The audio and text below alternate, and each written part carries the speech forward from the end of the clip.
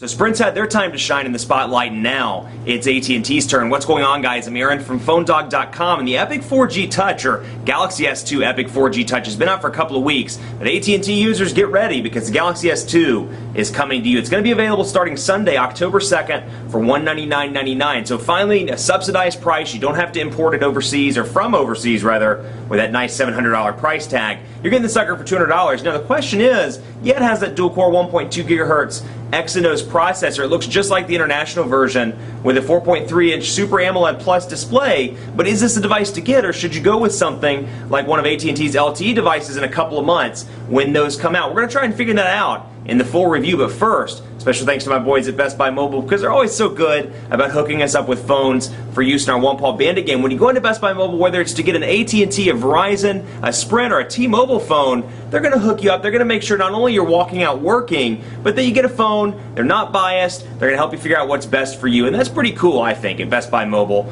they'll help you get all that set up. Enough of that. Let's get into it, the review. In part one, I talked a little bit about the changing of the fonts, and I'll show you, in part one I was like, I'm not quite sure where this is. What's in screen display, you can change the overall font style, so we could change it to Choco Cookie, and you can see the font styles change as well, and you can get additional fonts online. So there's still some customization options, it's just not quite as heavy, if you will, as the international version. So in part two of the video, I'm going to go over some things, but I'm also going to take some of your Twitter questions, because earlier I reached out and asked, what would you like to see about this device, any particulars? And one of those was looking at the camera, so I'm going to jump right into that and take a look. I'm going to take a look at this Splenda packet, if you will, since it happened to be sitting on my desk with the 8-megapixel camera. Now, it has an 8-megapixel camera that's capable of shooting video in 1080p, and if you go to YouTube or go to the website, PhoneDog.com, I did it in a 1080p sample test on this phone. So take a look at it if that's something you're interested in. And you can, of course, flip the camera around pretty easily, turn on the flash or turn off the flash, and our settings include self-portrait, flash, shooting mode, scene modes, exposure values, and more. So a setup that's very similar to the Galaxy Tab 10.1, if you're familiar with the overall interface of that, where you can quickly change between camera and camcorder. But there's no physical camera button, so you do rely strictly on the physical button, or the virtual one, if you will, on the display to take the picture. But we'll zoom in on the Splenda. Let me get some of these shadows out of the picture here so we can take a look, get an up-close look at the Splenda packet. I'm going to pull away so we can get it. And let's see how it came out. Let me pull that. There we go, perfect. And so you can see that's what it looks like. There's a lot of light shining down. I didn't use the flash in the back, but it's a good-looking camera. It's not going to hold a candle to some of the top-notch ones on the market, perhaps the Nokia N8, or I still think the iPhone 4 has a better camera overall. But this, definitely good, and even when zoomed in, you can really see the nutrition facts. A little blurry once you zoom in past a certain point, but you go over here to the logo, and you can see kind of the texture of my desk. You can see Splenda pretty clearly, the blue on the yellow, and more. So it's a good picture, especially if you're in a well-lit situation. You're not in something like this where it's artificial light. If you go outside, there's plenty of sun, you're going to get a great picture out of this. I think you'll be overall pretty pleased with it. And a lot of editing options as well. So if that's your thing, you can take advantage of that. And there's also, and I'm going to zoom over where I can find it, let's see, photo editor. I'm going to select a picture. Let me pull back so I can actually see this. I have some vision issues today. So we'll pick a picture and we'll edit that. And it's loading up right now. It's still loading. So we'll see what exactly. Camera. So let's go over here, and you can see it gives me plenty of options to edit. I can crop if I want to, so we'll crop out, let's just say that, crop that, and then we'll change the contrast, and then we'll change, I'm just making it look terrible obviously, but we'll do the lens blur. That's always a good one. Lens blur. Actually, that looks really terrible, but that's okay. You get the idea. You can do some nice picture editing from the device. So if somebody's like, send me a picture of yourself, you send it, you're like, I don't really like it in color, you can change it to grayscale, you can crop it, you can do some things with it, and then you can save it and send it over to your friend. So now it's time for your Twitter questions, and the camera one was, the camera was one of them, but is the screen pixelated due to a low PPI? No, not at all. In fact, the Super AMOLED Plus is absolutely gorgeous, and especially in comparison to some of the other competitive technologies on the market, like QHD with PinTile, something like what the Droid Bionic uses and the Droid 3. Take a look at this. I'm zooming it in as close as focusing it in as close as I can so you can see. And you can see even when zoomed in, I don't know why I keep saying zoom, focused in, you can see very clear. Blacks are very black. There's little to no pixelation around the battery meter. It's a good looking display in comparison to PinTile, which is brighter, but still very pixelated. So I've been very pleased with it. Battery life and multitasking power is the next question. Battery life's been pretty decent. It has a 1,650 milliamp hour battery. Now, it's not going to wow you by any means. It's not going to win any awards, especially on the Android front. With battery life, I make it into the evening before it requires a charge. I pulled it off a couple of days ago, about 9:30, and about 8 o'clock it needed to be recharged. And I'd used it pretty moderately to almost kind of low heavily, if you will, throughout the day. So something to keep in mind, you know, the only thing about it, like any other Samsung device, this thing takes forever to charge. So if you're like me and you live off 15 or 20 minute charges, you know, you're in the car or you're going in between meetings, things like that, this isn't going to be your device because it literally will charge like 2 percentage points in 10 minutes. So something to keep in mind, whereas something like the the Inspire 4G might charge a little bit faster. So that's something you rely on. Either get an extended battery, get an extra power cord to sit at the desk in the office, or go with a different device. So multitasking power, you know, I've been really pleased with it. I mean, you can see, for example, 2 active applications open right now. We'll open up web because we're going to take a look at phonedog.com and see what it looks like, because I want to show you. Pinch to zoom, phonedog.com. Let's see your phone. Try that one more time. Phonedog.com. And we're going to take a look at that and let that load up. And while it's loading, I'll see if I can answer any additional ones without having to change the screen. Let's see here. Scrolling down, let's see. Looks a lot. No, that's not. Battery life, another one. Reading in direct sunlight, it's not as bad as it used to be. I can still see it in direct sunlight. It's a little bit washed out, but not nearly as bad as I thought it would be. So you see some checkerboarding there, and granted, the page isn't fully loaded just yet.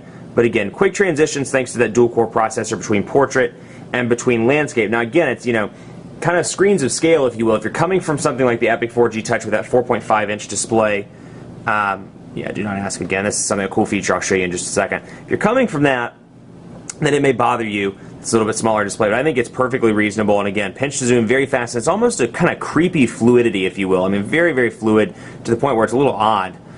You don't see any checkerboarding. Once the page is loaded, you rarely see checkerboarding, and you see how quick and easy and just kind of buttery smooth, for lack of a better phrase. I say that in a lot of the Galaxy videos, but still very smooth, no lag whatsoever. And then you have this cool feature where you put your thumbs on it, and you can zoom in and zoom out that way. So you see what I'm doing here. And again, you know, just the ability to do that, I mean, that's what I would consider kind of a processor-intensive task. And you can see it handles it with ease. And I can zoom it all the way out and then bring it up like that. And you can see, really make it look like kind of play a game on your mind here in the camera.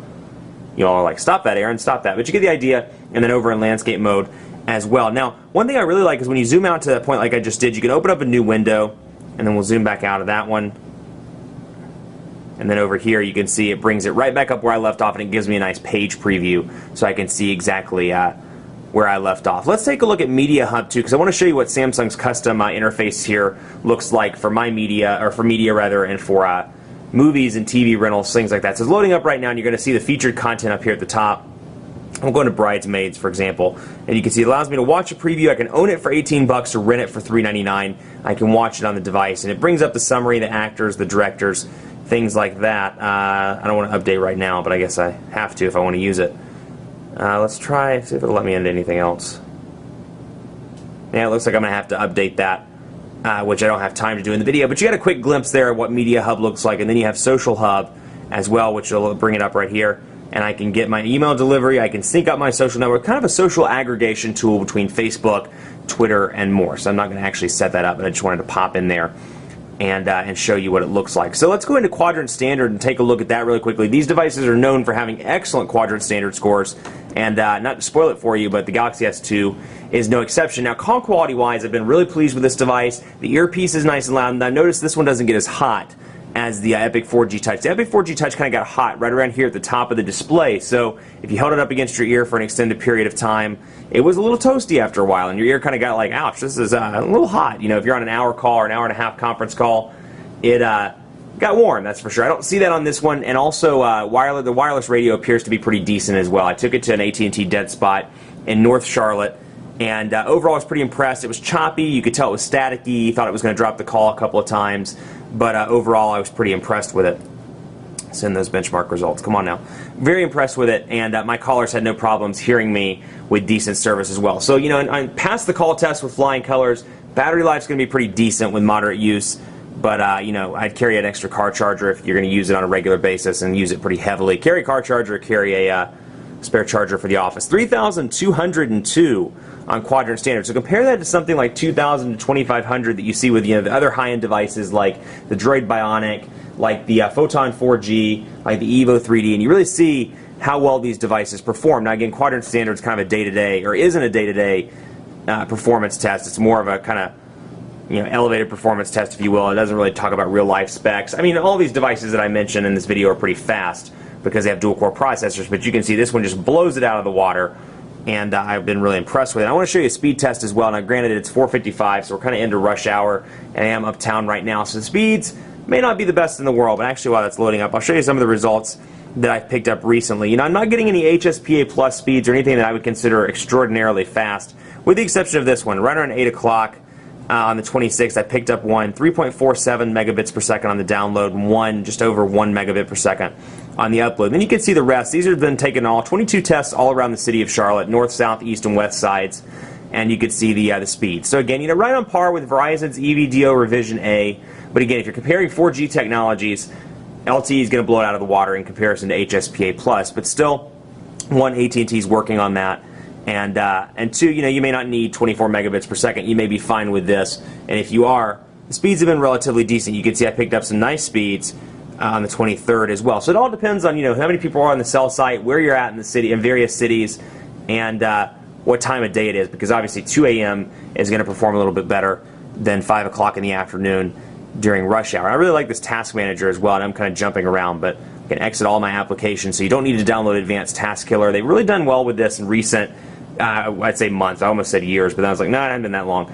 Recent months with these task killers that are built in. So TouchWiz has a native task killer, Motorola's UI has a native task killer, and HTC Sense has a native task killer as well. So it's nice to see that. You don't have to install a third-party program and really worry about it messing up your device. So all in all, it's been a really impressive device. I really enjoy the Galaxy S2. You know, it'd be a tough call between this one and the Epic 4G Touch. You just have to wait for the dogfight to see which one pulls it off there. But, you know, by far the best device in AT&T right now. But iPhone, or Apple's already announced that they're going to announce a new iPhone. They've announced that they're going to announce. That really didn't make a lot of sense. But you get what I'm trying to say. The iPhone announcement's coming on October 4th. And so like anything else in the mobile industry, this thing's going to have a couple of days in the spotlight, and then everybody's going to be all crazy about the iPhone 4S or the iPhone 5. So like anything mobile, it's moving very quickly. But right now, at this point on September 29th at 4:57 p.m., the Galaxy S2 is the best device on AT&T. Much more coverage to come on PhoneDog.com with this device. Be prepared for some awesome dogfights on the site as we lead up to the iPhone launch, as we lead up to, you know, we talk about some of the other high-end Android phones, the Droid Prime, and more. Keep a lookout for those on PhoneDog.com. Be sure to follow us on Facebook, Facebook.com/PhoneDog. We're always doing cool contests, so be sure to check those out and like our page. And as always, follow me on Twitter. Let me know what you think of this device at PhoneDog_Aaron, and on Facebook at my personal page, Facebook.com/PhoneDogAB. Thanks so much for watching. As always, we'll see you next time, and stay tuned for those awesome dogfights. Take care.